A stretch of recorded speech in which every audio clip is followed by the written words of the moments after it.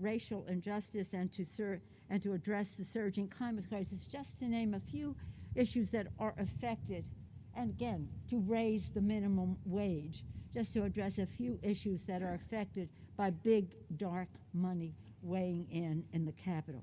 So today, members of Congress will have a choice. They will have a choice to vote for the people's interest and expanding the voices of the American people, or to vote with the special interest and further empowering big, dark money, which suffocates the system. The person who has done so much to give us that choice today is the chair of the task force that brings us this For the People, H.R. 1, of primary importance to us, John Sarbanes from the great state of Maryland. Mr. Sarbanes. Thank you very much, Madam Speaker. Thank you for designating the For the People Act, H.R. 1, and thank you for entrusting this caucus to assemble a transformative set of democracy reforms that we can give to the American people. Over the last few years, we know, you know, the people have become deeply cynical about politics and government. They don't see their voice represented in the system. They've said to us, first, we want to get to the ballot box every 2 years without having to run an obstacle course. Whether you're Republican, Democrat, or Independent, you just want to be able to cast your vote in America and have that be easy and convenient and straightforward. We address that in H.R. 1. They said to us, when you get to Washington, act right, behave, be ethical, be accountable, be transparent. And we have a whole set of reforms in H.R. 1 that would do that. And they pleaded with us, don't get tangled up in the money. Remember where you came from. Remember who you work for. Fight for our interests, for the public interest, not for the special interests and the big money. And we have a set of robust reforms that pushes back against the influence of big money. H.R. 1 is designed to restore the voices of Americans who felt left out and locked out for too long. We are excited about the opportunity before us. We are going to push as hard as we can to get this over the finish line. That begins today here in the House with the passage of H.R. 1. And now it's my pleasure to introduce the person who's done more than anybody in terms of the brass tacks of pulling this bill together, getting it through the House, getting it onto the floor, Zoe Lofgren, the chair of the House Administration Committee. Thank you, Zoe. Thank you, John. We would not be here today without John Sarbanes and Speaker Pelosi, and that we are here today is extremely important. You know, in this face of the pandemic, a lot of jurisdictions made it easier for people to vote. They engaged in no excuse absentee voting. They engaged in early voting. And what did we see? The largest number of Americans voting in modern history. More Republicans voted, more Democrats voted, and you know who won? The American people won. Because when people participate and own their own government, that's what we need in our country. So H.R. 1 really is to preserve the opportunity for people to vote. After that enormous turnout, we saw Republican legislatures all over the country try and stop that voting, to stop the absentee voting, to impose barriers, to make it harder for Americans to vote. H.R. 1 would put a stop to that. And it's absolutely essential because nothing else happens unless the people's voices are heard. We are not going to address climate change unless the American people get to vote. We're not going to have a $15 an hour minimum wage unless the American people get to vote.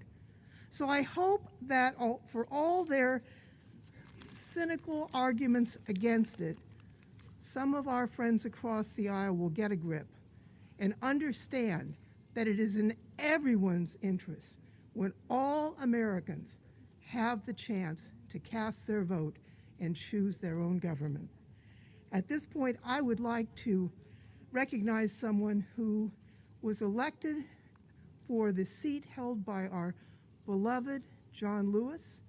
The first 300 pages of this bill were written by John Lewis, and Congresswoman Williams is now representing his district.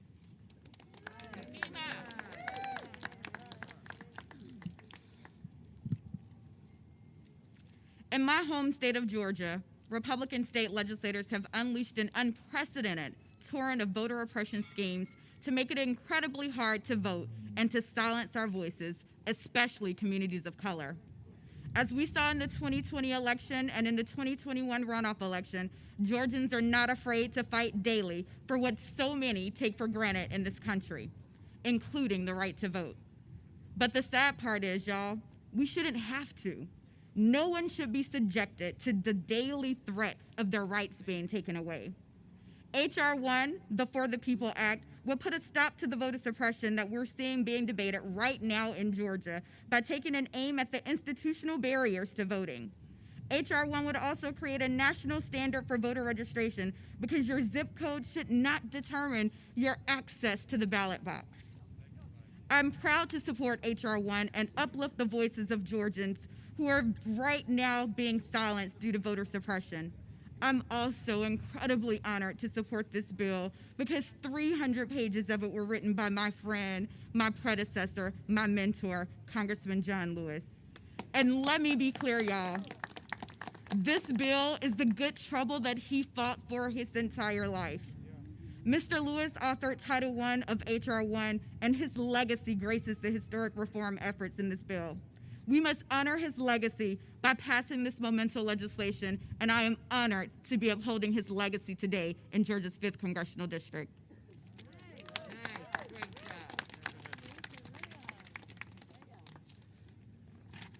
Good afternoon, everyone. First of all, let me say I'm out of Orange County, California, and if you want to have a lesson on voter suppression, come down to Orange County. We'll talk about it. A cup of coffee will get you about an hour's lecture. But today, I want to thank Madam Speaker, Mr. Sarbanes, and so many others that are standing here today for all the good work on free and fair elections. And all of you are going to listen to a lot of debate, a lot of discussion on H.R. 1, For the People bill. Let me break it down. 3 basic principles. Number 1, it guarantees that every American that has a legal right to vote can vote. Number 2, that every legally cast ballot is counted. And number 3, the reason we're sent to Washington to represent the people, to put the public interest ahead of special interest, and that means getting dark money out of this elections, and that means getting big money out of Washington. Not complicated, very simple. That is why the vote we're about to take is so historically important. Thank you very much. Let's restore confidence in our democracy, and let's pass H.R. 1 for the people. Thank you very much. And now I'd like to introduce my colleague from the great state of Alabama, Representative Sewell. Ma'am.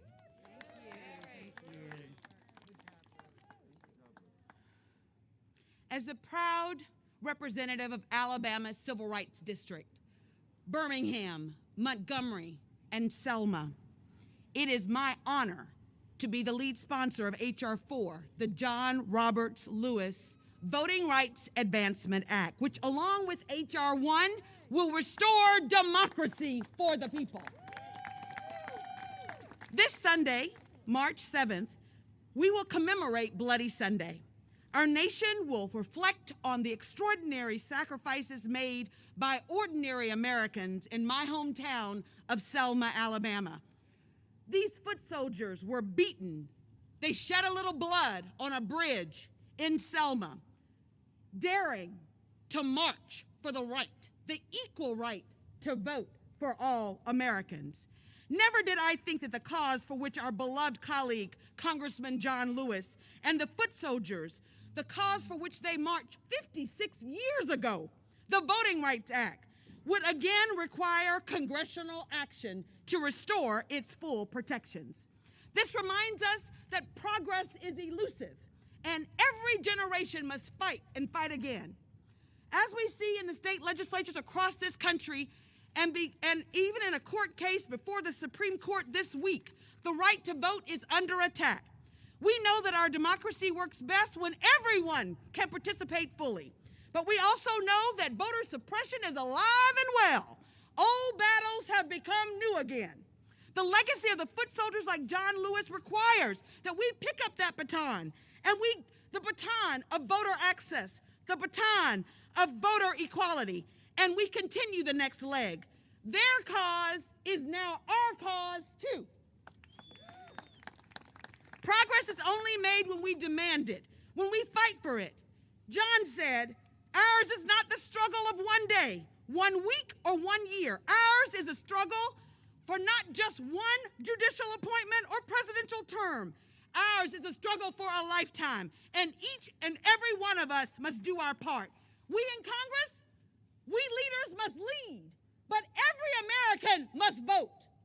We need to make sure that access to the ballot box is assured by everyone. As I close, I am reminded of John's last visit to the bridge. Every year we had an opportunity with John and Faith in Politics to go on a pilgrimage. John, last year was the 55th anniversary, and many of us didn't think he was going to attend, but he did. He did. John fights for what he believes in, and he stands up in times of good trouble. I want to remind all of our colleagues of his last call to action on that day. Stricken with cancer, John said, never give up, never give in. We must keep our eyes on the prize. We must pass H.R. 1 and H.R. 4 and truly restore democracy to America for the people.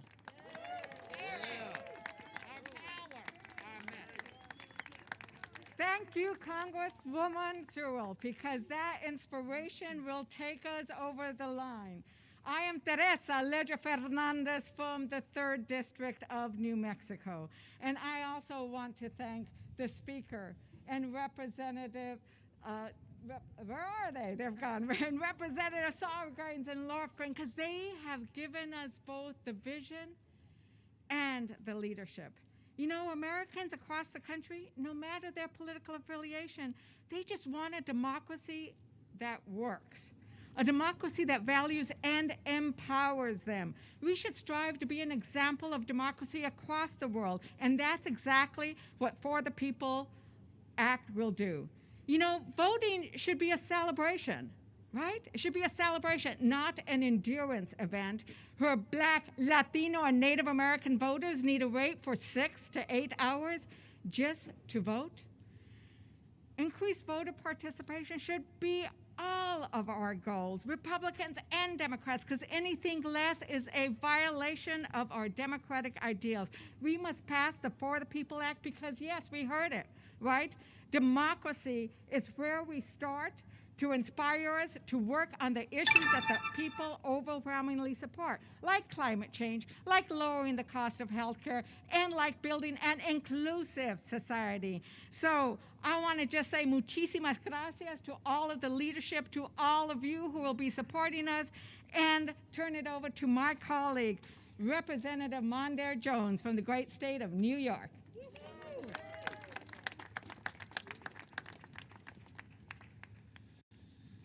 Today is a day of days. Thanks to the leadership of House Speaker Pelosi, Representatives Sarbains and Lofgren, and all of my colleagues behind me, today we legislate for the people. This is a watershed moment in American history, and it is one that is deeply personal to me. Unlike many of the people we're used to seeing in our politics, I don't come from money or from a political family. I was raised by a young single mom who worked multiple jobs just to provide for us, and we still needed Section 8 housing and food stamps to get by. When I think back to the struggles of my family, they can be traced to one common cause, and that is our broken democracy.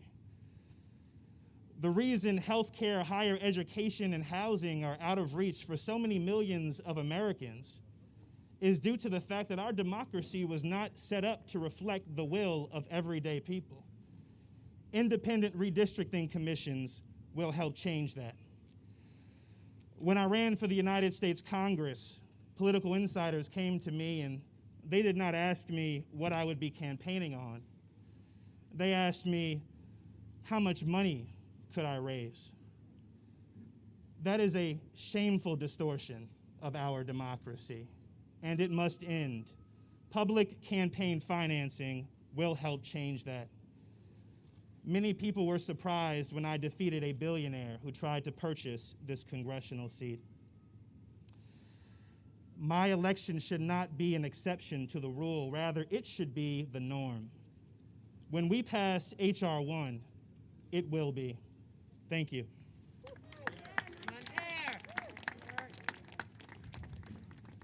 Mandir, thank you, and thank all of my colleagues. And I want to thank this amazing caucus standing behind us. H.R. 1 is a collection of over 60 pieces of legislation introduced over a period of many, many years, assembled into an overarching package that can make a difference for the American people. The choice here is clear. You've heard it. You can win on the basis of your ideas and the programs that you put forward, which is what we choose to do. Or you can try to win by suppressing the vote, drawing unfair districts across the country, and using big money to spread disinformation. We choose to open up the ballot box. We choose fair districts that respect voters. We choose to fight for the public interest, not the special interest. And all of those things are none of those things are controversial. Everything I just mentioned is for the benefit, not exclusively of Democrats, but for the benefit of Democrats, independents, and Republicans. That's what this is about. So we're excited today. We're excited about making progress.